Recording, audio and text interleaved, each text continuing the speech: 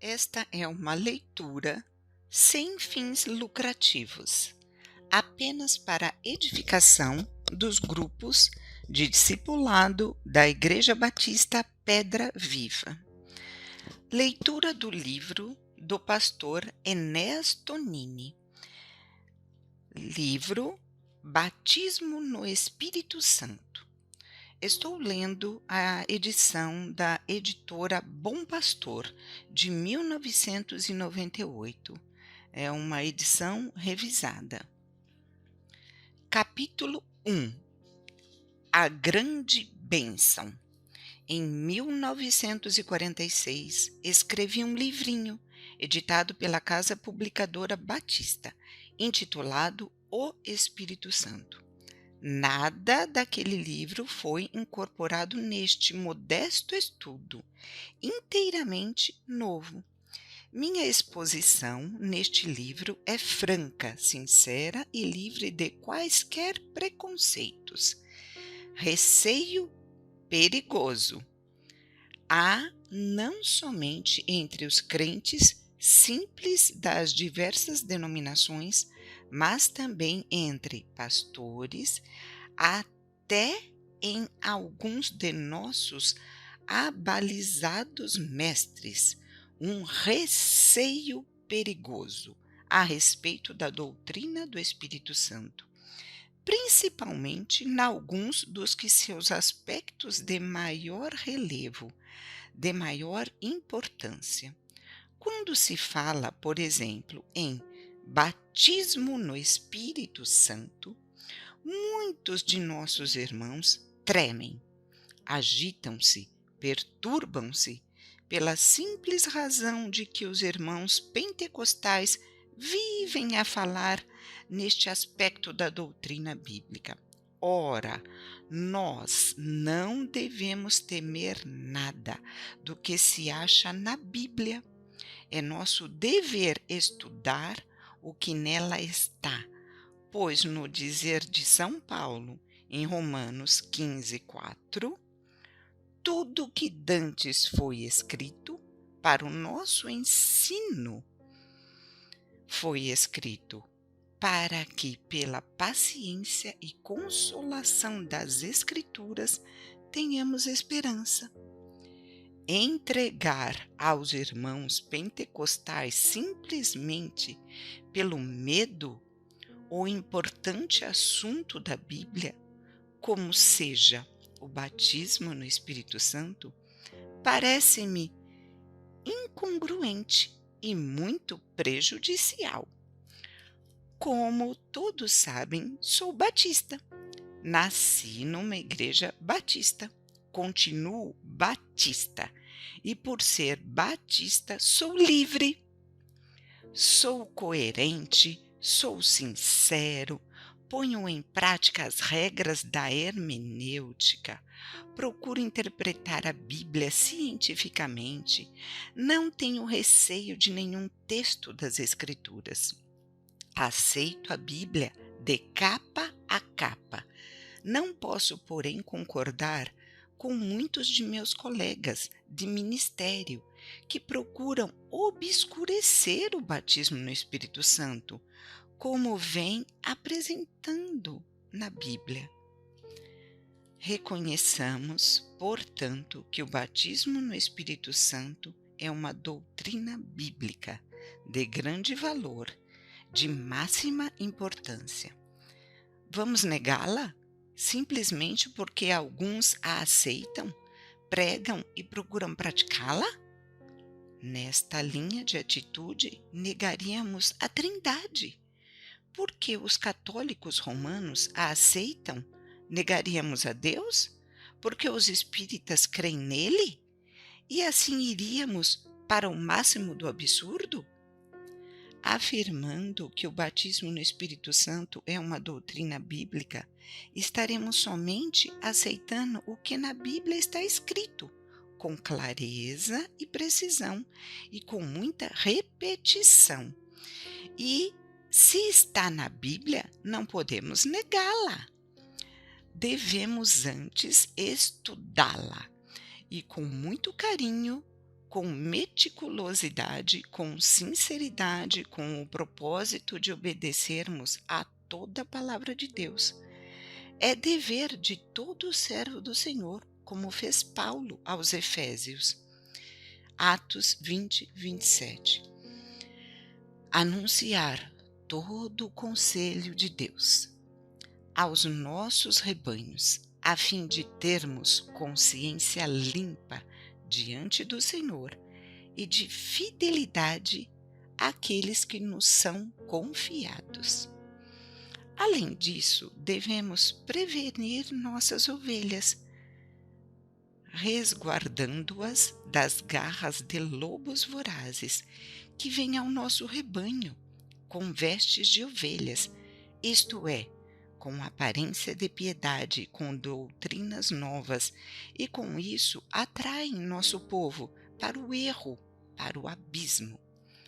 Conduzindo nossas ovelhas aos mananciais cristalinos e puros da palavra de Deus, em todas as suas doutrinas, com fidelidade e amor, estaremos trabalhando para fortalecer nosso povo, levando-o a apropriar-se das maravilhosas bênçãos de Deus. Não desejo transformar este despretensioso trabalho em polêmica e muito menos em dogma. Não me julgo com a última palavra sobre o assunto. Se por acaso criticar um autor neste ou naquele ponto, não nos move o espírito de destruição, e sim o de buscar a verdade e apresentá-la aos nossos irmãos em Cristo. O que é o batismo no Espírito Santo? Na mente de muitos intérpretes da Bíblia, batismo no Espírito Santo se confunde com o Espírito Santo, que desceu sobre os discípulos no dia de Pentecoste, em Jerusalém. Portanto, não se deve hoje pregá-lo e muito menos aceitá-lo. Para estes, nada mais é do que um evento histórico já cumprido. Para outros, entretanto, é no momento quando o pecador recebe a Cristo. Vale dizer que ser batizado no Espírito Santo é crer e receber a Cristo como Salvador. Confundem-se batismo no Espírito Santo com regeneração. Outros ainda advogam que o batismo no Espírito Santo é o momento quando o Espírito de Deus une o crente ao corpo místico de Cristo, isto é, sua igreja. Neste sentido, todos quantos creem em Cristo já se uniram ao seu corpo místico, a igreja, e os que se vão salvando vão se unindo, de modo que o batismo no Espírito Santo, nesta acepção particular, ainda hoje se realiza. Um grupo, aqui partindo do profeta Joel, onde aparece a promessa do derramamento do Espírito Santo, analisa essa escritura à luz das palavras de João Batista sobre o batismo no Espírito Santo, que consiste em bênção para uns e maldição para outros. Prosseguem então e analisam Joel e o Batista à luz das palavras de Jesus, principalmente em Atos 1, 5 a 8. E desses textos se infere que o Espírito Santo seria o continuador da obra de Jesus através dos discípulos. Vem, afinal, o Pentecostes, cujo efeito principal foi separar os discípulos de Jesus, trigo, dos demais homens, palha, a expressão do Batista. Os que, no dia de Pentecostes e posteriormente se converteram a Cristo pela pregação dos apóstolos, foram se agregando ao grupo existente e gradualmente se foi desenvolvendo, sendo conhecida então como igreja. obra do Espírito Santo. Verificou-se mais tarde o que Paulo, em 1 Coríntios 12:13, escreveu: todos nós fomos batizados em um Espírito, formando um corpo. Para estes, batismo no Espírito Santo foi o reconhecimento, ou melhor, o recebimento de uma compreensão clara de suas experiências pessoais com Jesus Cristo. Foi a sua habilidade mental e espiritual para serem e atuarem como testemunhas de Cristo, por eles formarem o corpo de Cristo ou a sua igreja, esfera por excelência da atuação do Espírito Santo. Há também os que se situam na fronteira dos extremos, afirmam e negam, confundem e perturbam, embaraçam e se perdem, e perdem os que os seguem. E, finalmente, há os mais dogmáticos que, sem hermenêutica e com uma exegese claudicante, unilateral, temerosa da verdade, se lançam no encapelado mar da confusão. Então lutam e insistem em que Pentecoste não mais se repete. E porque não se repete, todo mundo fica impedido de receber seus efeitos. Também o Calvário não se repete mais, mas negará alguém os efeitos redentores? Quem, dentre os intérpretes de reputação, ousa afirmar que Pentecoste se repita? E dessa premissa falsa se argumenta e falsamente se conclui. Não pretende talvez negar os efeitos de Pentecoste, mas negam. E negam por medo dos irmãos pentecostais.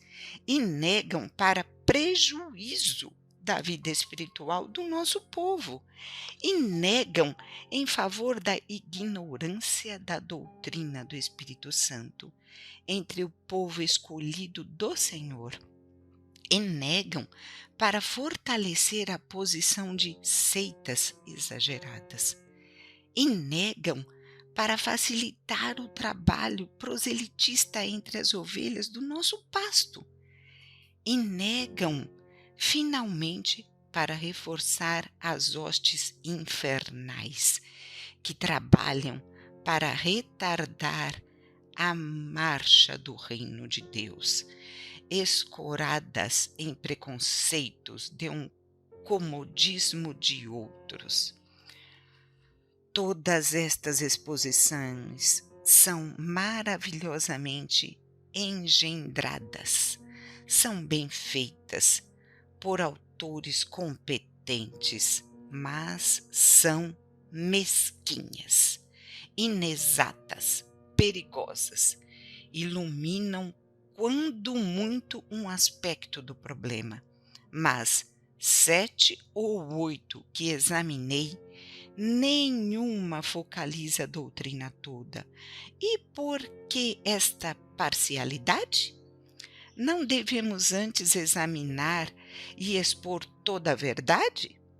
Ou pensamos que, como um artiguete e uma porção de desculpas de falta de espaço, resolvemos o problema, fechamos a boca ou o dos opositores e satisfazemos os crentes sinceros? Quem lhe limitou o espaço? E se uma questão tão séria, perigosa e que mal orientada pode ser prejudicial e vão escrever sobre ela, por que não fazer uma coisa séria e digna do assunto em foco? É por essa razão que nosso povo vive na mendicância do conhecimento a respeito do Espírito Santo. Procura abeberar-se as rotas cisternas de seitas extremistas que nada têm para nos dar. Precisamos mudar de mentalidade. Do contrário, perderemos nossas ovelhas, ou para as heresias, ou para o mundo, e as que conosco permanecerem ficam limitadas na compreensão e consequente prática, não de mera doutrina, mas na terceira pessoa da Trindade, que é o Espírito Santo. O batismo no Espírito Santo profetizado. 2 profetas do Senhor no Velho Testamento referiram-se ao batismo no Espírito Santo. O primeiro deles foi Isaías 43, 3 e 4, e lemos assim: Porque derramarei água sobre o sedento e rios sobre a terra seca. Derramarei o meu espírito sobre a tua posteridade e a minha bênção sobre os teus descendentes, e brotarão entre a erva como salgueiros junto aos ribeiros de águas. E outro profeta é Joel 2, 28, 30. Há de ser que depois derramarei o meu espírito sobre toda a carne. Vossos filhos e vossas filhas profetizarão, os vossos velhos terão sonhos, os vossos jovens terão visões, e também sobre os servos e sobre as servas, naqueles dias derramarei o meu espírito. O batismo no Espírito Santo reafirmado. 7 séculos depois da predição desses profetas do Senhor, aparece no deserto da Judeia uma voz que clama e vem para reafirmar a maravilhosa verdade, e seu testemunho é incisivo e claro. Eu, na verdade, vos batizo com água, na base do arrependimento, mas aquele que vem após mim é mais poderoso do que eu, e que nem sou digno de levar-lhe as alparcas. Ele vos batizará no Espírito Santo e em fogo. E o testemunho de João Batista aponta para Isaías e Joel. O registro de suas palavras acha-se em Mateus 3:11, além de Marcos, Lucas e Atos. O batismo no Espírito Santo prometido por Jesus. Número 1. A primeira referência de Jesus sobre o derramamento do Espírito Santo acha-se em João 7, 37 e 39. E no último dia, o grande dia da festa, Jesus pôs-se em pé e clamou dizendo: Se alguém tem sede, venha a mim e beba.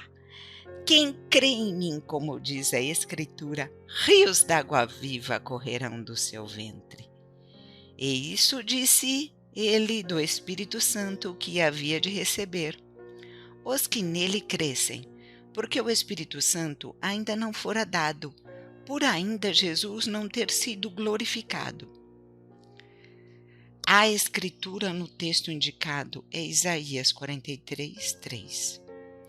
O condicional se a partícula alguém do versículo 37 leva-nos a crer que não se referiu ele aos apóstolos que já tinham Cristo no coração, portanto o Espírito Santo. O versículo 39, porém, não deixa de incluir os apóstolos como afirmação. Disse isso a respeito do Espírito Santo, que havia de receber os que nele crescem. é precisa, clara e convincente. E a parte final do versículo: porque o Espírito Santo ainda não fora dado, por ainda Jesus não ter sido glorificado. Refere-se à profecia de Joel 2, 28 e 32, cujo cumprimento se verificou no dia de Pentecostes. Esta fora de dúvida que, está fora de dúvida que os que nele crescem eram os apóstolos. Se criam, eram crentes.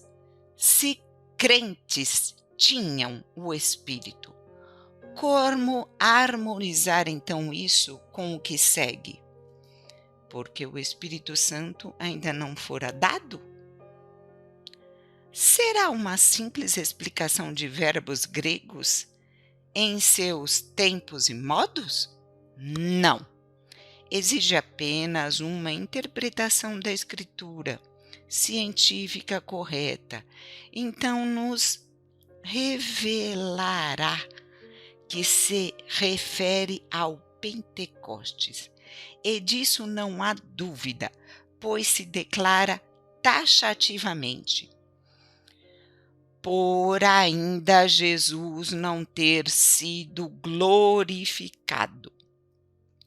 As seguintes escrituras revelam o que vem a ser a glorificação de Jesus. João 12, 16, 23, 13, 31, 16, 4, 17, 1 e por João 16, 7. Jesus relacionou a vinda do Espírito Santo com a sua glorificação. Logo, João 7,39 refere-se ao derramamento do Espírito Santo no dia de Pentecoste, nos termos de Joel 2, 28, 32 e Isaías 44, 3. Número 2. O desenvolvimento de João 7, 37 e 39 acha-se nos capítulos 14, 15 e 16 de João. É aí que o Senhor Jesus precisa os termos da promessa do derramamento do Espírito Santo. Em João 14, 16, Jesus, confortando seus discípulos, afirma-lhes: não deixá-los órfãos, vale dizer: vou separar-me de vós. Promete-lhes, então, outro Consolador. O termo outro nesta passagem, segundo o grego, significa outro na mesma espécie, diferente em identidade, mas o mesmo caráter.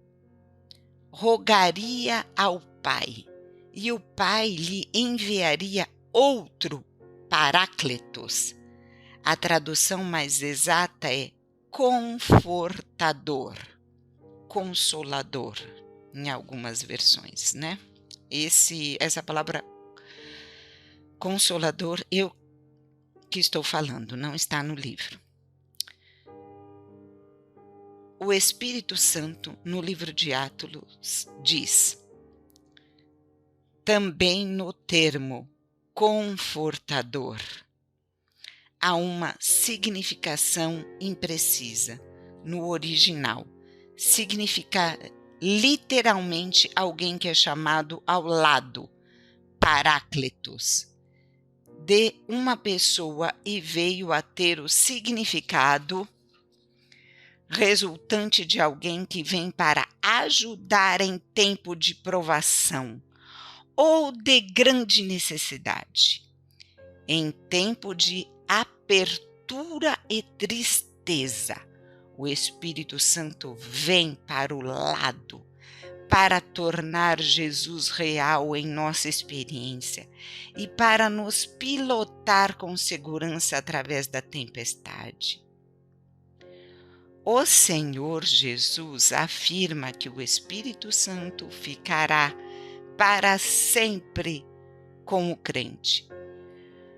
Contrasta-se isso com a crença comum do nosso povo, que consiste em pensar que o Espírito Santo está conosco apenas em ocasião especial.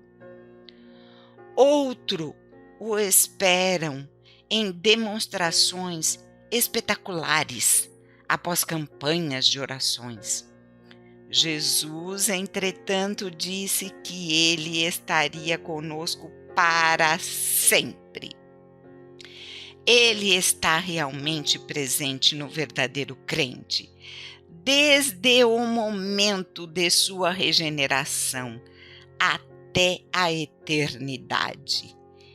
É que estamos tão ocupados com nossos próprios interesses e empreendimentos humanos que ficamos impedidos de reconhecer sua presença.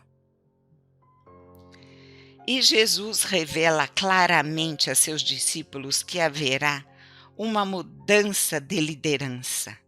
Jesus irá para o Pai e o Espírito tomará o seu lugar.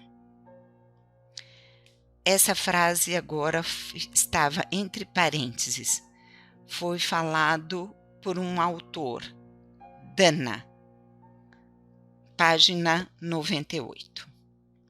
Seguindo, o emprego, outro consolador, que ficará para sempre com os discípulos, indica com absoluta clareza que a vinda do Espírito Santo, como evento histórico, seria uma só vez. Os eventos que acompanhariam sua descida não se repetiriam. O Espírito Santo, porém, ficaria para sempre. Portanto, seus efeitos sempre seriam pelos séculos dos séculos. João 14:17 explica: Consolador, para que fique convosco para sempre. Do versículo anterior, o Espírito da verdade, que o mundo não pode receber, porque não o vê, nem o conhece, mas nós o conhecemos, porque habita convosco e estará em vós. A primeira parte do versículo é de comum compreensão. A segunda, porém, é expressiva e convém pensar nela. Vós o conhecereis, porque habita convosco. Vós o conhecereis. O presente do versículo indica continuidade. Além disso, declara experiência que tinha do Espírito. Afirma que possuíam o Espírito Santo. Refere-se naturalmente à regeneração, o momento quando aceitaram a Cristo como Salvador. Prossegue o mestre e diz: Ele, Jesus, dizendo, habita convosco. Novamente o verbo presente, ativo, indicando continuidade da presença do Espírito Santo habitando no coração do crente. E estará em vós. Ao mesmo tempo que garante a continuidade do Espírito Santo nos crentes, aponta a manifestação especial do Espírito Santo, que ia se realizar no dia de Pentecostes. Em João 14:8, o mestre consola os discípulos com a certeza de não deixá-los órfãos. e de voltar a Jesus. De que modo voltará? No seu vigário infalível, o Espírito Santo. Em João 14, 26 e 28, Jesus reforça a promessa do versículo 18, de ir ao Pai, mas a certeza de voltar aos discípulos, como já dissemos na pessoa do Espírito Santo. Em João 15, 26, o Senhor Jesus alude ao Consolador, que será enviado por ele, Jesus, mas que procede do Pai. É o Espírito da verdade, cuja missão é testificar de Cristo. As palavras de João 14,16 foram pronunciadas por Jesus poucas horas antes de sua crucificação. Após sua ressurreição, num dos encontros com os discípulos, disse-lhes, que está lá registrado em Lucas 24, 49, eis que sobre vós envio a promessa de meu Pai. Ficai, porém, na cidade de Jerusalém, até que do alto sejais revestidos de poder.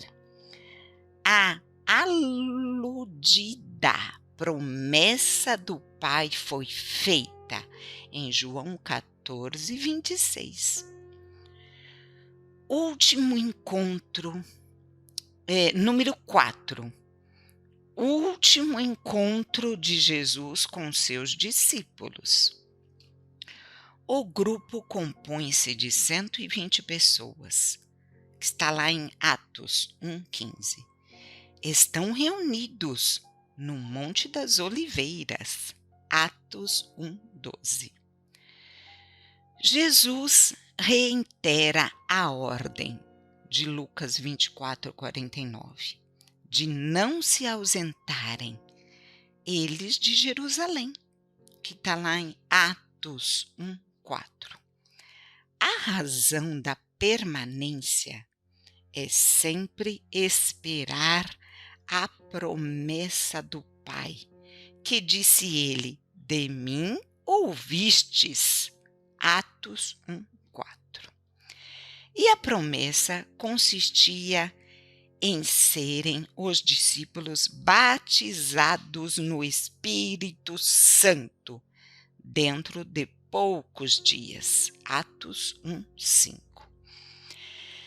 Desta escritura, algumas deduções podem ser tiradas a respeito do que vem a ser batismo no Espírito Santo.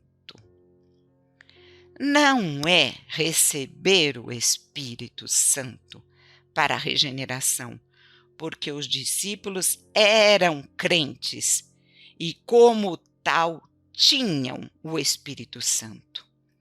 Tratava-se antes de uma promessa feita pelo Pai Celestial por intermédio de Jesus. Quando e como foi feita a promessa, não nos é dado saber. Consola-nos, entretanto, saber que foi feita pelo Pai. Portanto, é certa e destina-se à expansão da obra redentora do Filho de Deus. Essa promessa tinha implicações com uma profecia do Velho Testamento, como já tivemos ocasião de considerar em Joel 2, 28, 32. A promessa consistia em receber os discípulos poder ao exercer sobre eles o Espírito Santo. Então, ao descer sobre eles o Espírito Santo, a promessa consistia em receber poder.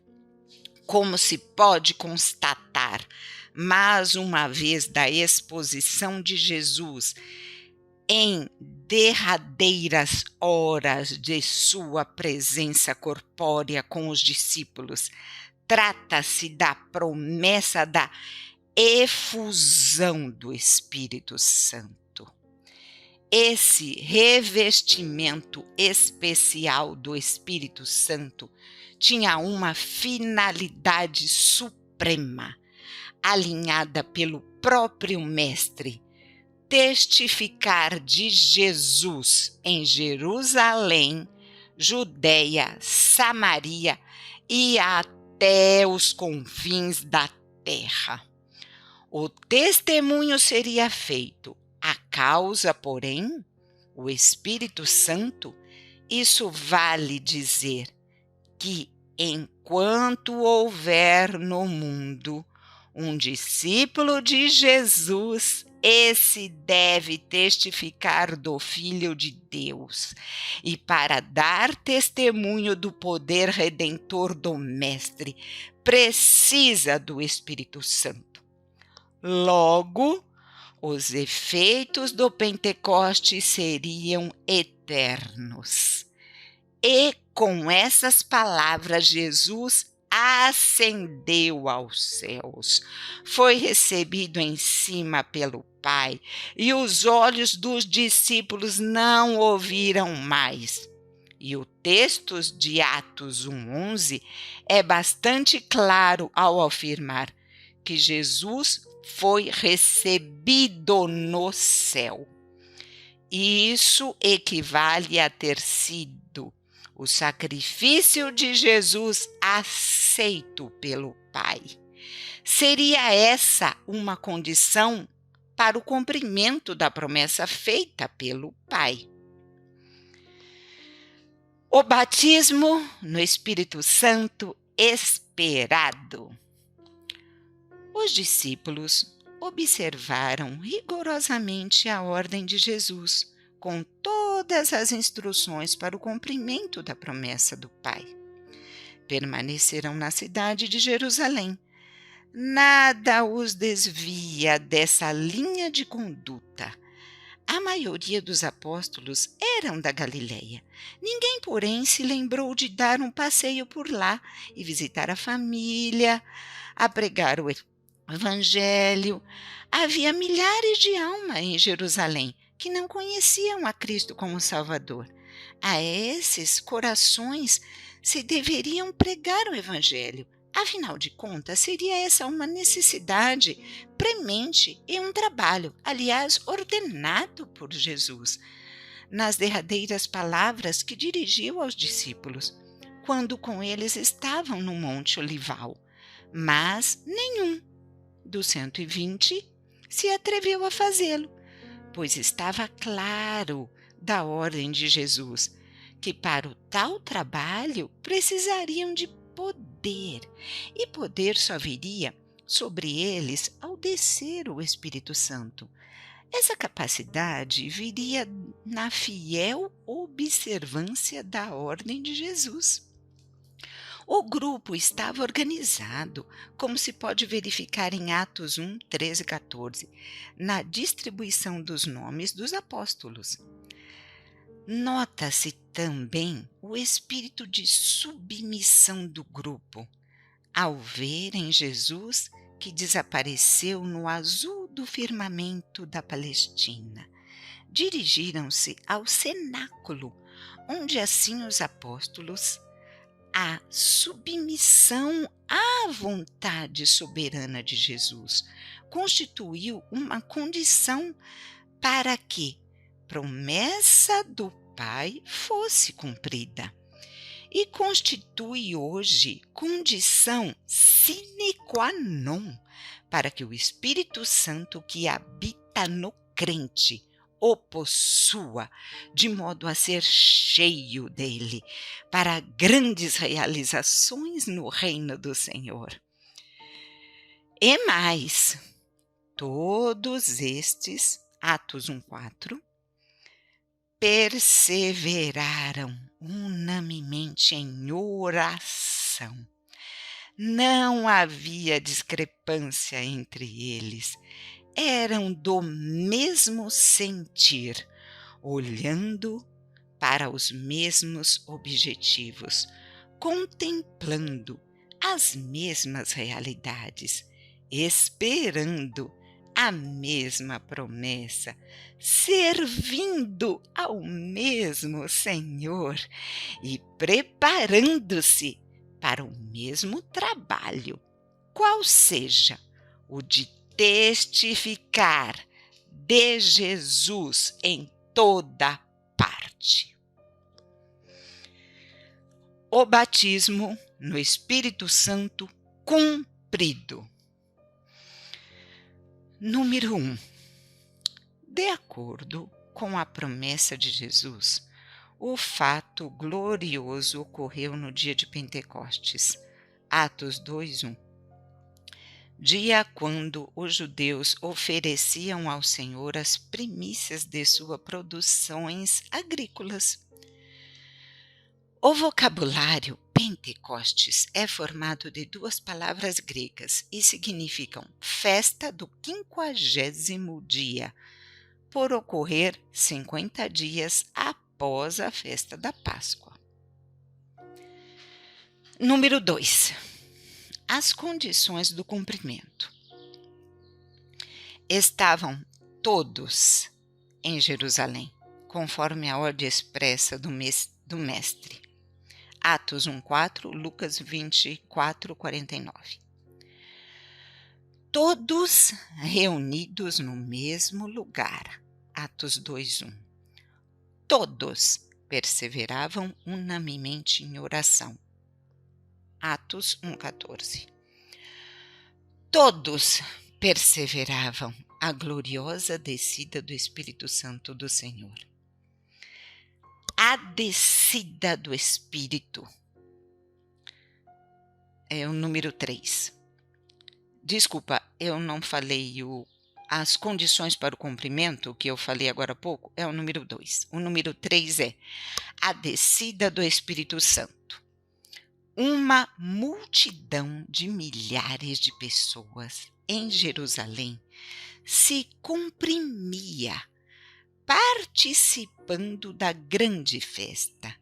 Representavam nada menos de 16 diferentes nacionalidades. Atos 2, 5-11. Número 4. Cumpriu-se a promessa. Nos termos exatos da promessa do Senhor Jesus, tudo se cumpriu. A Bíblia registra até a hora do cumprimento, 9 horas da manhã. Atos 2:15. Número 5. Como veio a promessa? O Pentecostes assinalou mudança de liderança. Jesus disse claramente em João 16:7: convém-nos que eu vá, pois se eu não for, não virá a vós o Consolador. Em João 14:16, Jesus disse aos apóstolos que o Consolador ficaria para sempre com eles. São inúmeras as passagens nestes 3 capítulos de João 14, 15 e 16. A afirmarem o retorno de Jesus ao Pai. Finalmente, em Atos 1, 9 e 11, temos o cumprimento daquilo que Jesus tanto anunciou. E tendo voltado ao Pai, enviou Jesus o Espírito Santo aos que nele criam. Se o Espírito Santo é o confortador de Jesus, seu vigário, isto é, seu substituto. A palavra vigário quer dizer substituto. Veio no dia de Pentecostes e tomou seu legítimo lugar. Ele veio conforme a promessa de Jesus. Veio e está. Foi qual um torneirão de Deus, abrindo no dia de Pentecostes. abriu e continua aberto. Só será fechado quando o Senhor arrebatar a igreja. Os sinais que ocorreram no dia de Pentecoste podem se repetir, se o Senhor julgar necessário, numa ou noutra conjuntura. O essencial mesmo é que o Espírito Santo, que veio para ficar conosco para sempre, em João 14,16. Número 6. Explicação. Duas realidades principais temos no Pentecoste. Primeira, a parte histórica, a descida do Espírito Santo como ocorreu no Pentecostes, com aquele estrondo, com sinais, e todas as palavras apenas foram usados por Deus para chamar a atenção dos homens para a nova dispensação, a do Espírito, que os céus inauguraram naquele dia. Começava a época da graça, ou seja, a da igreja. O Espírito Santo descendo naquele dia cumpria a palavra do Senhor Jesus. João 14:16 e 16:7. E veio a provar que o sacrifício oferecido no Calvário foi aceito pelo Pai. Quando José mandou buscar seu pai Jacó na terra de Canaã, a prova para Jacó que José reinava no Egito eram os carros reais que estavam à porta da tenda do velho patriarca. E o Espírito Santo descendo dos céus, a certeza de que Jesus fora aceito pelo Pai, é nós em Cristo também. Segunda, os efeitos do Pentecoste, porém, perduram para sempre. Historicamente, Pentecostes não se repete, como não se repete o nascimento virginal de Jesus ou sua morte no Calvário, bem assim a sua ressurreição e ascensão.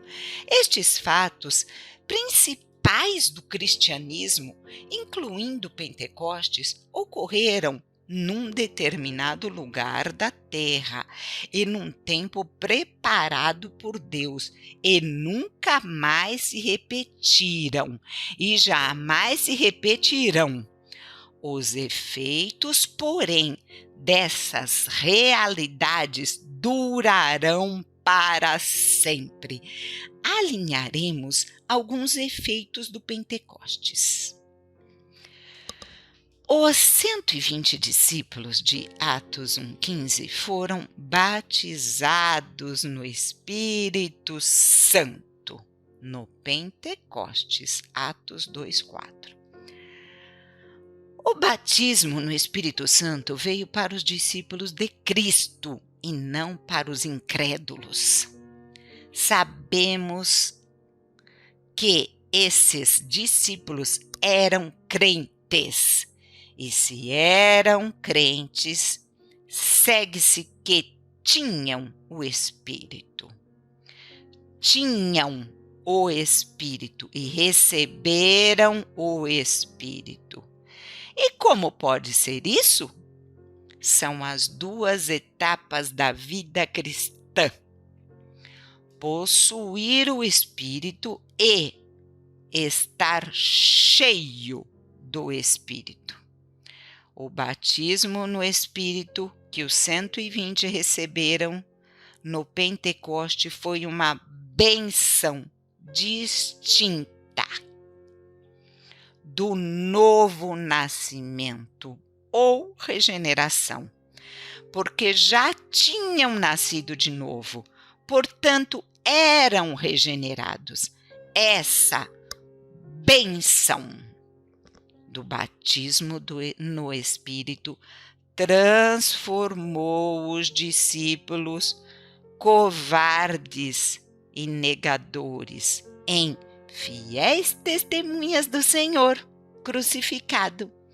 Tirou-os de detrás das portas fechadas e os trouxe para a linha de frente do campo de batalha. E nada mais os intimidou, nem ameaças das autoridades dos judeus, nem prisões, nem açoites, nem a própria morte. Cumpria-se neles Atos 1:8. Testificavam de Cristo no poder do Espírito. E daí para frente, os discípulos realizaram todo o trabalho ordenado pelo Filho de Deus, como autênticas testemunhas da ressurreição, no poder do Espírito Santo. Consultemos os seguintes textos que nos provarão essa verdade. Atos 4:8-31. 5, 3-9. 6, 34. 10, 7, 55. 8, 15-19. 9, 17-31. 10, 19 e 38 e 44, 45 e 47. 11, 12, 15, 16 e 24. 13, 2, 9 e 16, 6 e 7. E muitos outros. Número 7. Nas considerações que faremos sobre o batismo no Espírito Santo, as seguintes são fundamentais. Todo crente tem o Espírito Santo. Frequentemente ouvimos expressões como essa de um crente para outro: você não tem o Espírito Santo, você precisa receber o Espírito Santo.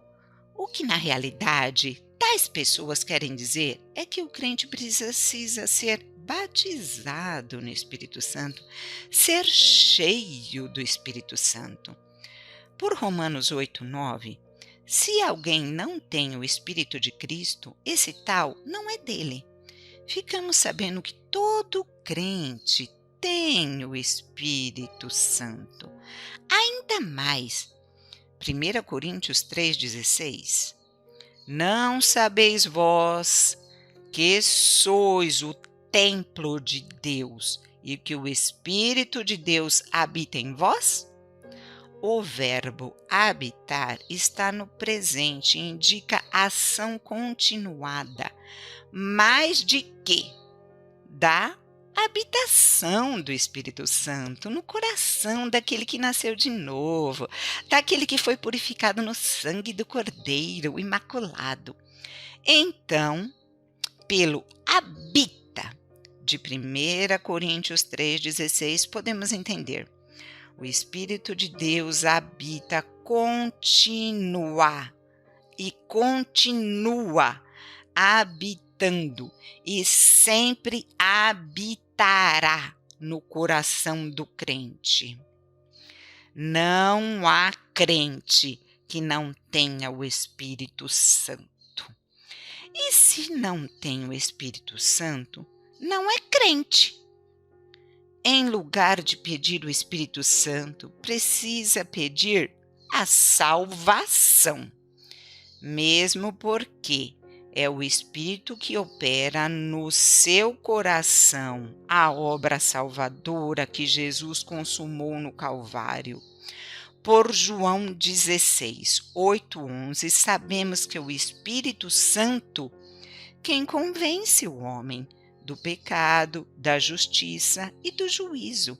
É quem leva Cristo para o coração do homem morto, em suas ofensas e pecados, como em Efésios 2:1.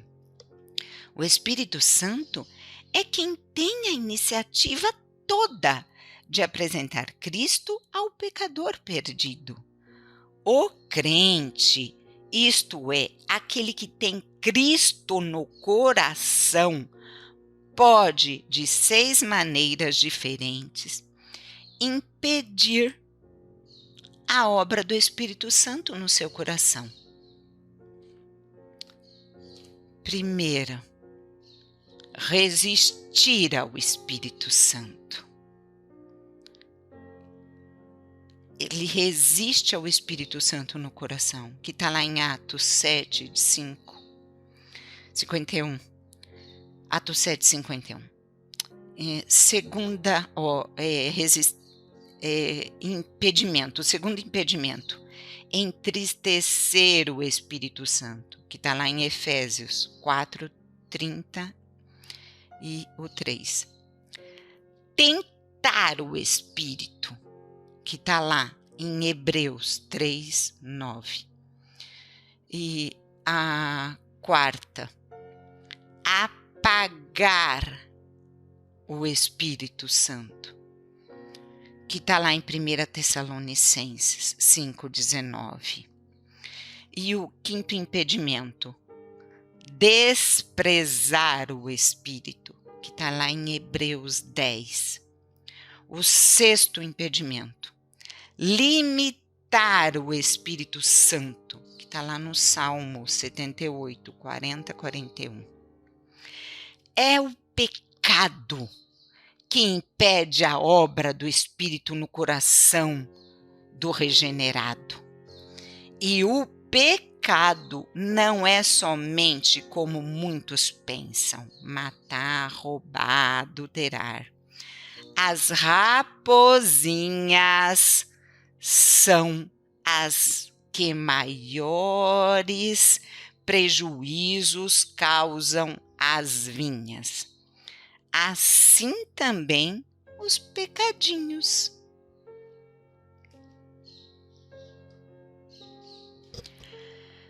Batismo no Espírito Santo. Número 1. Duas coisas distintas. Uma coisa é o crente ter o Espírito Santo e outra, bem diferente, é o crente estar cheio do Espírito Santo. No primeiro caso, já vimos que todo crente tem o Espírito Santo. No segundo, isto é, crente estar cheio do Espírito Santo, é onde a roda pega, porque nem todo crente satisfaz a condição. E o mandamento apostólico, entretanto, exige, Efésios 5,18, enchei-vos do Espírito. A igreja de Jerusalém tinha milhares de membros, Atos 2, 41, 47, o 4:4 e 21, 20. No entanto, quando os 12 orientaram a igreja na escolha de diáconos, pessoas que cuidassem dos problemas temporais da igreja, exigiram homens cheios do Espírito Santo. Escolheram então 7 dentre milhares. Ora, se escolheram 7, segue-se que nem todos estavam cheios do Espírito, mas todos eram crentes, portanto tinham o Espírito. De onde se conclui que nem todo crente está cheio do Espírito Santo, que é Atos 6:3. A bênção do Pentecostes, porém, é para todo crente no Senhor Jesus. Em Atos 2:39, Pedro afirma: porque a promessa vos diz respeito a vós, a vossos filhos e a todos os que estão longe, a tantos quantos Deus nosso Senhor chamar. E a bênção do batismo no Espírito Santo não confere ao convertido nenhuma imunidade ao pecado, nem qualquer superioridade sobre os demais. Não, absolutamente. Batismo no Espírito Santo é exclusivamente para o que já nasceu de novo. É a capacitação para trabalhar na seara do Mestre. E trabalho específico de ganhar almas para o reino. Os apóstolos só começaram a ganhar almas para o reino depois do Pentecostes. Paulo foi batizado no Espírito Santo, Atos 9:17, e logo começou a trabalhar para o seu novo Senhor. Atos 1:8 declara essa grande verdade. Mas recebereis poder ao descer sobre vós o Espírito Santo, e ser-me-ei testemunhas, tanto em Jerusalém como em toda a Judeia e Samaria e até os confins da terra. Batismo no Espírito Santo é poder para testificar. Enquanto houver um pecador na terra, eu preciso testificar de Cristo diante dele. Para testificar, eu preciso de poder. E poder só me virá pelo Espírito Santo. Logo, se eu quero realizar um trabalho efetivo no reino de Deus, eu necessito ser cheio do Espírito. Número 2. A terminologia. Um autor que chama Torrey, continuador da obra de Moody, no seu livrinho sobre batismo no Espírito Santo, afirma que Atos dos Apóstolos há nada menos de 8 expressões para designar batismo no Espírito Santo, tais como batismo, cheio, plenitude, derramar, efusão e etc. Todas, no entanto, apontam para a mesma bênção. Em Atos 1:5, despedindo-se dos apóstolos, o Senhor ordenou: porque na verdade João batizou em água, mas vós sereis batizados no Espírito Santo dentro de poucos dias. Ora, o cumprimento dessa escritura, sem dúvida alguma, é Atos 2:4. E lemos: todos foram cheios do Espírito Santo e começaram a falar em outras línguas, conforme o Espírito Santo lhes concedia que falassem. Na primeira, Lucas, fiel historiador, conserva a linguagem de Jesus, que é batismo no Espírito Santo. Na segunda, Lucas, para descrever o cumprimento de Atos 5, usa a sua própria terminologia, que é cheio do Espírito. De onde se conclui que batismo no Espírito Santo e cheio do Espírito Santo são a mesma coisa. Número 3. A bênção do batismo no Espírito Santo. O Dr. Dana, falecido professor do Seminário Batista de Fort Worth, nos Estados Unidos, em seu livro O Espírito Santo no Livro de Atos, tradução de Werner Kaiser e edição da Casa Publicadora Batista de 1956, afirma o seguinte: a vida cristã é um todo, conforme se fosse na régua de 60 centímetros, dividido esta régua em duas partes iguais, teríamos as duas etapas dessa mesma vida cristã. Na primeira parte, leríamos: o crente possui o Espírito Santo. Este é um ponto pacífico em que todos os evangélicos estamos de acordo.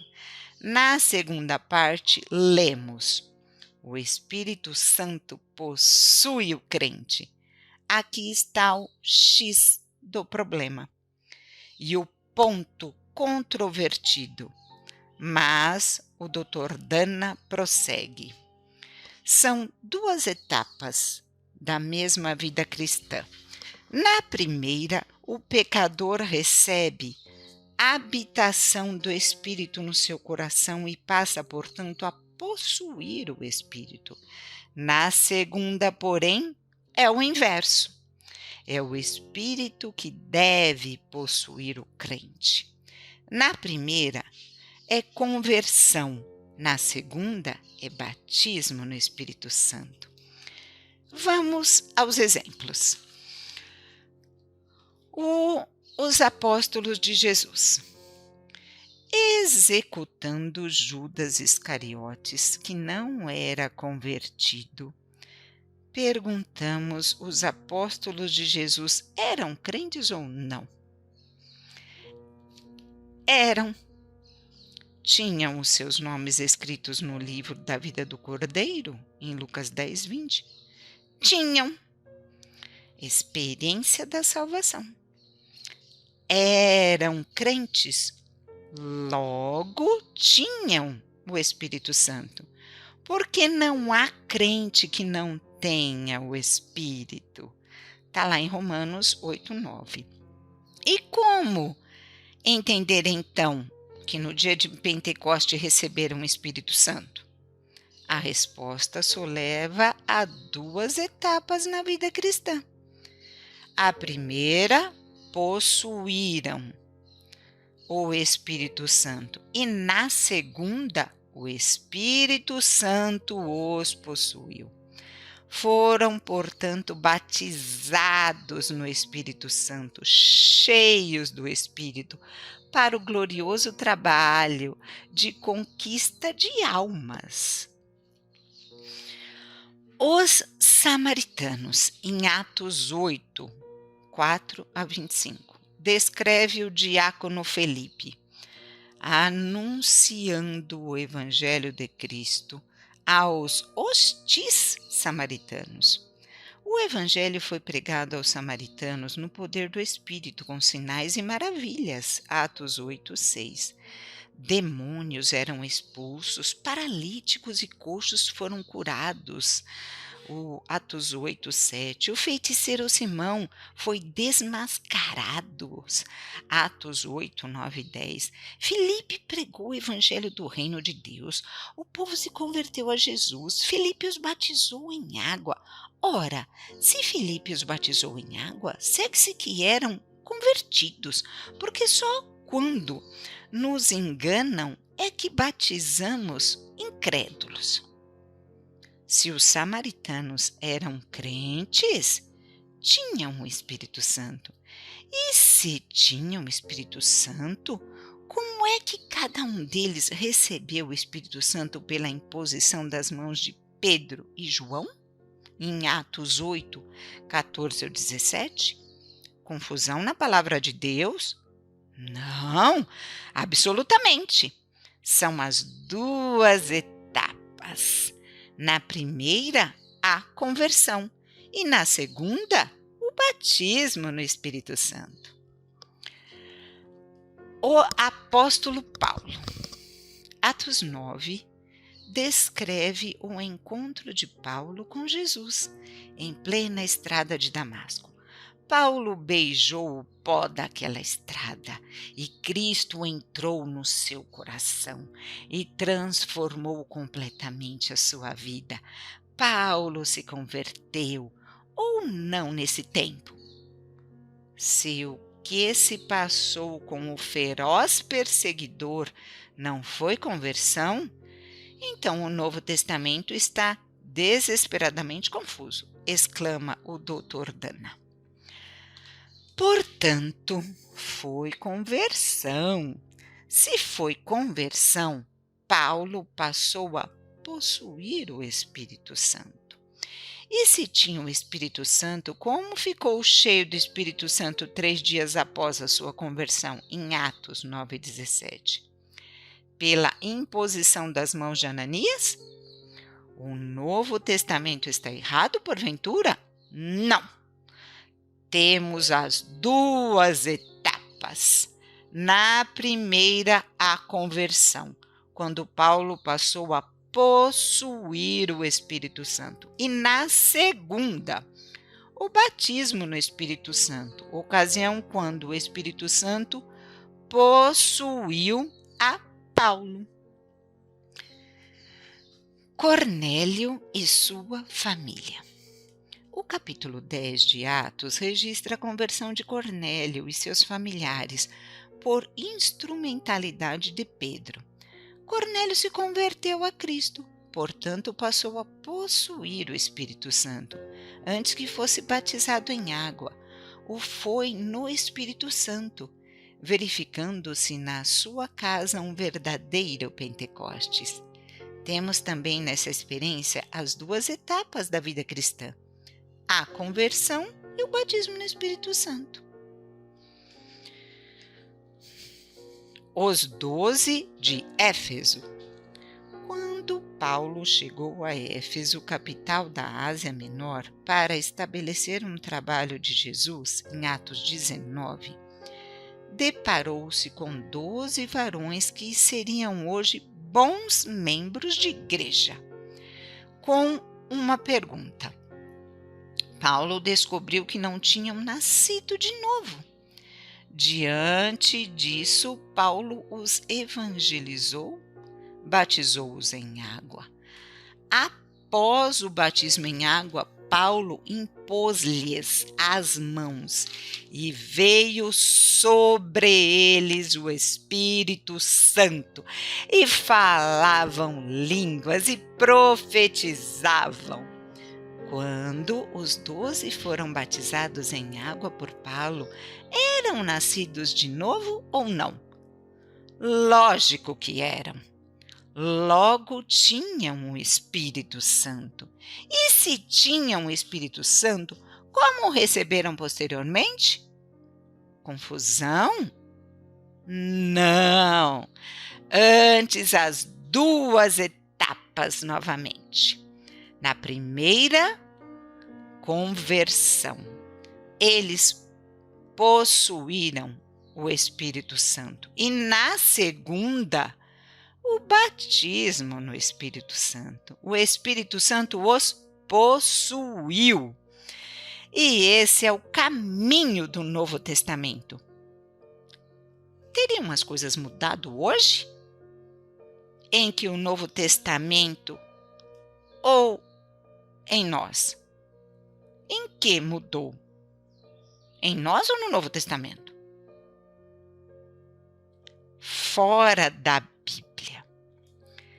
Esta ordem que acabamos de analisar no Novo Testamento continua viva no curso da história cristã.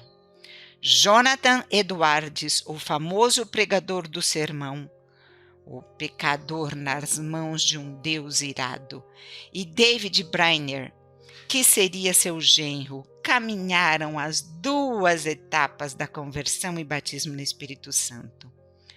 Ou possuíram o Espírito Santo e depois foram possuídos por ele. João Wesley converteu-se a Cristo e depois de mais ou menos 2 anos após a sua conversão foi batizado no Espírito Santo. O mesmo aconteceu com George Whitefield, com Charles Finney, com Moody, com Torrey, com William Catarina Boone, com Jonathan Gofford, Samuel Morris, Billy Graham e comigo também.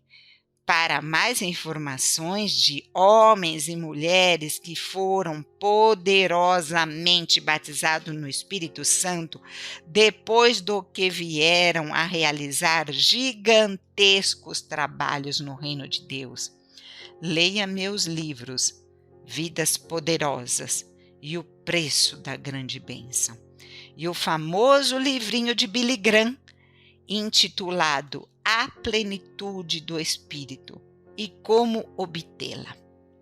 Número 4. A prova bíblica do batismo no Espírito Santo.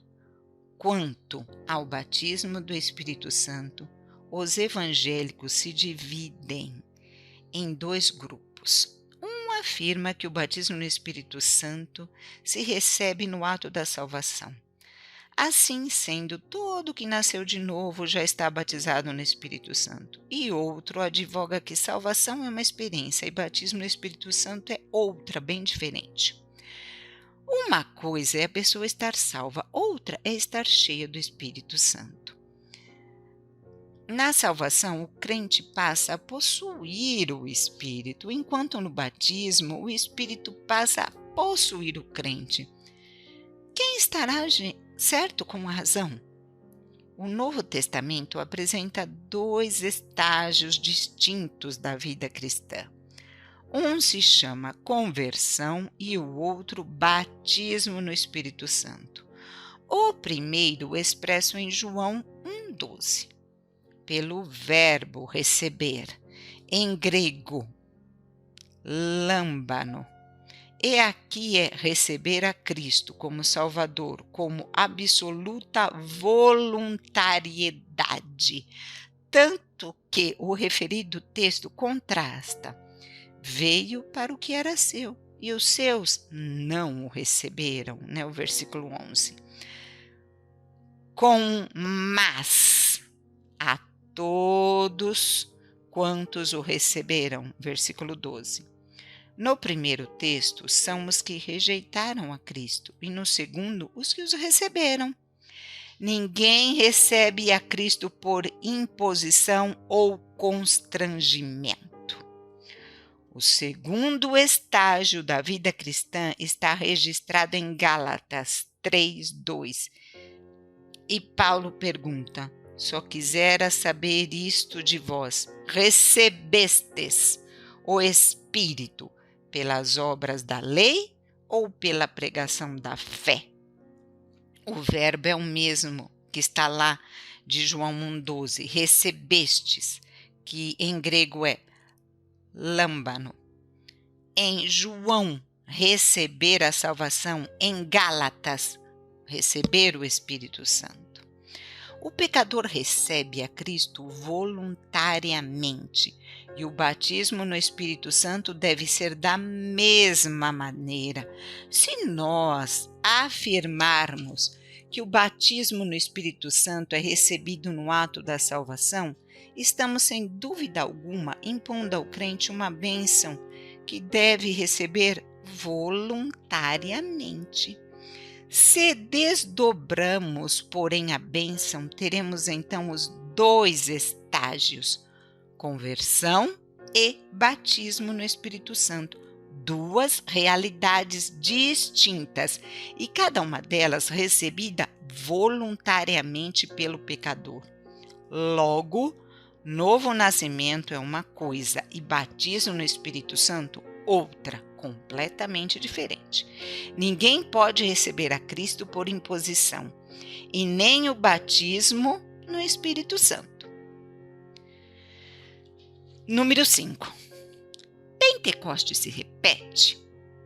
Já demonstramos acima que Pentecostes, bem como o nascimento virginal de Jesus, sua morte na cruz, sua ressurreição, sua ascensão, não se repetem.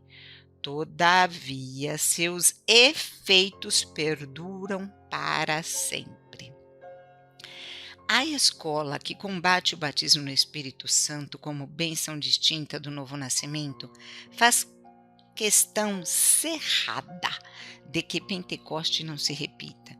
Mas quando esbarra nos samaritanos, em Paulo ou Cornélio, apressam-se em multiplicar os Pentecostes, o que constitui uma contradição com a própria tese que advogam. Isso é, Pentecoste não se repete, e passam a enumerar o de Jerusalém como Pentecoste para os judeus, o de Samaria para o samaritano, o de Cornélio para os gentios. E nós levantamos uma objeção. E o de Atos 19, onde se enquadra? Se os 12 eram judeus, estavam incluídos no de judeu? Era samaritano? Eram incluídos no Pentecoste samaritano? E se eram gentil, estavam incluídos no Pentecoste gentílico? Os advogados dessa escola não incluem em nenhum. A prova é outra. Pentecostes é o mesmo e não se repete e nunca se repetiu. O Pentecostes foi único. O Espírito Santo que veio, enviado por Jesus, veio para tomar o lugar de Jesus. Veio para ficar para sempre e estará até o dia do arrebatamento da igreja. E Jesus continua batizando no Espírito Santo os convertidos através dos séculos, enchendo-os de poder do alto, capacitando-os para o trabalho efetivo no reino do Senhor.